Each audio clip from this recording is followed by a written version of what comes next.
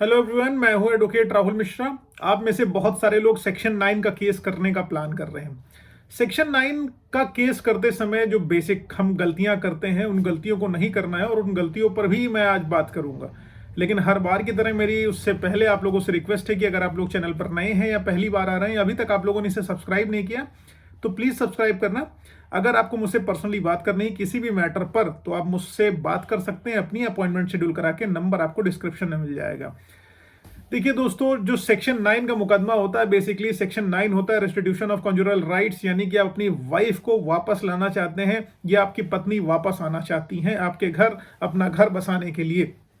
लेकिन जो सेक्शन 9 होता है, ये मेरे हिसाब से जो मैंने अब तक देखा हुआ है, हर मुकदमे की शुरुआत यहीं से होती है। जी हाँ, आपकी पत्नी है, मायके चली गई है, वापस नहीं आ रही, आपने सेक्शन 9 का मुकदमा डाला उनको वापस बुलाने के लिए कि आइए अपना घर हम लोग बसाते हैं वापस से, फिर से एक नई शुरुआत करते हैं। सेक्शन 9 डाला, तमाम अनुनय विनय करने के बाद भी वो वापस नहीं आती हैं, आप सेक्शन 9 इमीडिएटली डाल देते हो, उसके बाद भी वो नहीं आती हैं। इस कंडीशन में जब आपने सेक्शन 9 डाला हड़बड़ाहट में, जल्दबाजी करके, उसके बाद फिर क्या हुआ, सेक्शन 9 के बाद ही अलग अलग मुकदमों की शुरुआत हो जाती है। आपको लगेगा सेक्शन 9 आपने उसे बुलाने के लिए लगाया हुआ है, सेक्शन 9 कोई उस तरीके का मुकदमा नहीं है कि जिससे प्रॉब्लम हो जाए किसी को। लेकिन आपने सेक्शन 9 डाला, अब आपकी वाइफ और उसकी फैमिली वालों को लगेगा अच्छा सेक्शन 9 का केस किया मेरे खिलाफ। अब मैं तुम्हें बताती हूँ। फिर वहीं से 498 है, डीवी 125, सीआरपीसी, मेंटेनेंस और ना जाने क्या क्या मुकदमे, 377, 354, ना जाने क्या क्या एलिगेशन और मुकदमे फैमिली वालों के ऊपर लिखते हुए चले जाते हैं।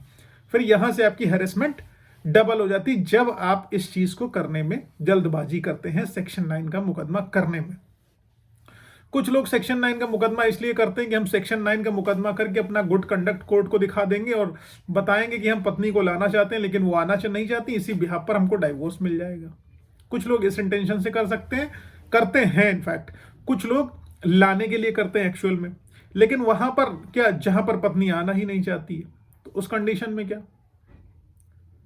देखिए, सेक्शन 9 करने का सबसे सही तरीका क्या है। सेक्शन 9 करने का सबसे सही तरीका है कि भाई आप 6-8 महीने पहले वेट करिए, जब आपकी पत्नी चली गई है। हर तरीके से आप जो है उनसे कांटेक्ट करने की कोशिश करिए। मीडियोकर, मीडिएटर, जो भी बिचौलिया बुला के बातचीत जिनकी उनके माध्यम से हो सके, उनके माध्यम से आप बातचीत करिए, उनको बुला के अपना समझौता कराने की कोशिश करिए और अपना सिस्टम सेट करिए। अगर आपका सिस्टम वहां पर बन जाता है, सिस्टम लग जाता है हर तरीके से, तो ठीक है, वापस आ गई। अब नहीं आती तो आप एक को वकील साहब से मिलना है, वकील साहब के माध्यम से एक लीगल नोटिस भेजनी है। कुछ लोग जरूरत से ज्यादा पढ़े लिखे होते हैं और अननेसेसरी के ईगो में और नोटिस के नाम पर वो कच्चा चिट्ठा भेज देते हैं 40 पन्ने का, उसके ऊपर आरोप एलिगेशन लगाते हुए, दुनिया भर की चीजें लिखते हुए जो है नोटिस भेज देते हैं। अब नोटिस, उस नोटिस की वजह से वो फ्रस्ट्रेशन में आएगी, ईगो में आएगी, चिढ़ेगी, तो फिर आपको प्रॉब्लम हो जाएगी। नोटिस आपको ऐसी भेजनी कि वो लगे प्रेम पत्र है, ठीक है। नोटिस ऐसी भेजनी कि वो लगे कि प्रेम पत्र है। कभी कभी आपकी वाइफ आपके नोटिस पर रिप्लाई नहीं करेंगी। मान लो आपने ये वाला सेक्शन 9 का नोटिस भेज दिया प्रेम पत्र के फॉर्म में कि तुम अच्छी हो, ये है वो है, तुम आ जाओ, ठीक है, और हम नई शुरुआत करेंगे। इस तरीके से आप नोटिस भेजिए। इसके बाद जब वो नहीं आती, मान लो इसका रिप्लाई उन्होंने कर दिया, उन्होंने कहा कि ठीक है मैं नहीं आती, अब क्या होगा, नहीं आती भैया, अब क्या करूं, अब तो सेक्शन 9 करना ही पड़ेगा।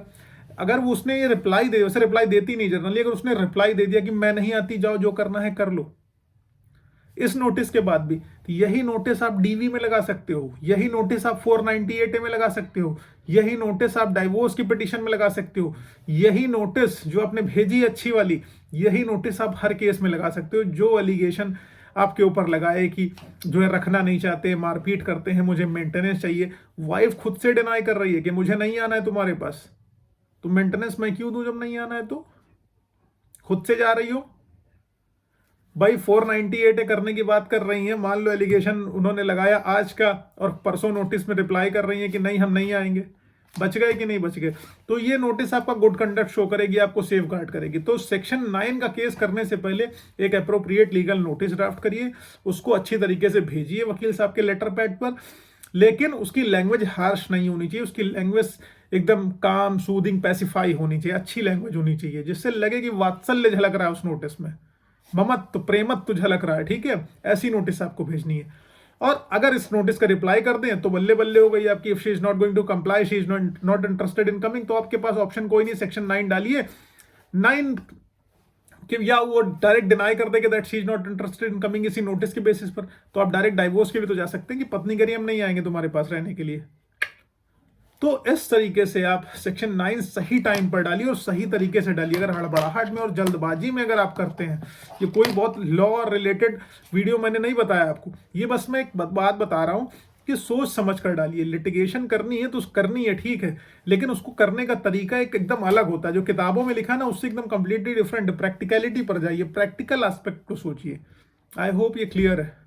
क्लियर है तो प्लीज़ फेसबुक, इंस्टाग्राम, ट्विटर पर फॉलो नहीं किया तो वहाँ कर लेना। Thank you so much. जय हिंद।